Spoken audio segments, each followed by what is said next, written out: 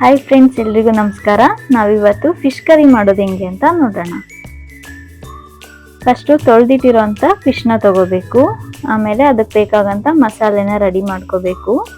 ಅರಿಶಿಣ, ಬೆಳ್ಳುಳ್ಳಿ, ಸಾಸಿವೆ, ಕಾಳುಮೆಣಸು, ಧನಿಯಾ, ಹುಳಿ, ಉಪ್ಪು.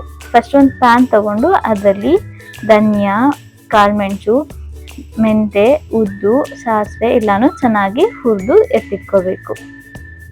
ನಂತರ ಒಂದು ಮಿಕ್ಸರ್ ಜಾರ್ ತಗೊಂಡು ಅದಕ್ಕೆ ತುರಿದಿರೋಂಥ ಹಸಿಕಾಯಿ, ಬೆಳ್ಳುಳ್ಳಿ, ಈರುಳ್ಳಿ ಮತ್ತು ಸ್ವಲ್ಪ 2 ಸ್ಪೂನ್ ಖಾರ ಪುಡಿ, ಅರ್ಧ ಸ್ಪೂನ್ ಅರಿಶಿನ ಸೇರಿಸಿ ಅದಕ್ಕೆ ಸ್ವಲ್ಪ ಹುಳಿನ ಸೇರಿಸ್ಬಿಟ್ಟು ಫೈನಾಗಿ ರುಬ್ಬಿ ಎತ್ತಿಟ್ಕೋಬೇಕಾಗುತ್ತೆ. ನಂತರ ಒಂದು ಪಾತ್ರೆ ತಗೊಂಡು ಅದಕ್ಕೆ ರುಬ್ಬಿರೋಂಥ ಮಸಾಲೆನ ಹಾಕಿ ತೊಳೆದಿಟ್ಟಿರೋ ಫಿಶ್ನ ಆ್ಯಡ್ ಮಾಡಿ ಒಂದು 2 ಲೋಟದಷ್ಟು ನೀರು ಹಾಕಿ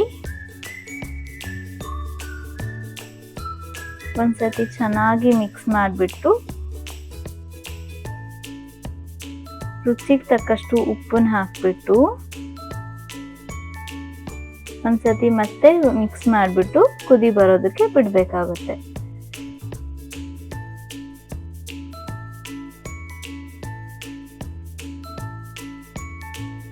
ನೋಡಿ, ಇವಾಗ ಎಷ್ಟೊಂದು ಚೆನ್ನಾಗಿ ಕುದಿ ಬರ್ತಾ ಇದೆ ಅಂತ ನೋಡ್ಬೋದು.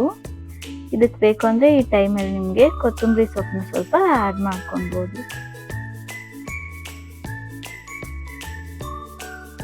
ಇದು ಚೆನ್ನಾಗಿ ಕುದಿ ಬಂದ್ರ ಮೇಲೆ ನಿಮಗೆ ಇದನ್ನ ದೋಸೆ ಅಥವಾ ರೈಸ್ ಜೊತೆ ತಿನ್ನೋದಕ್ಕೆ ಚೆನ್ನಾಗಾಗುತ್ತೆ.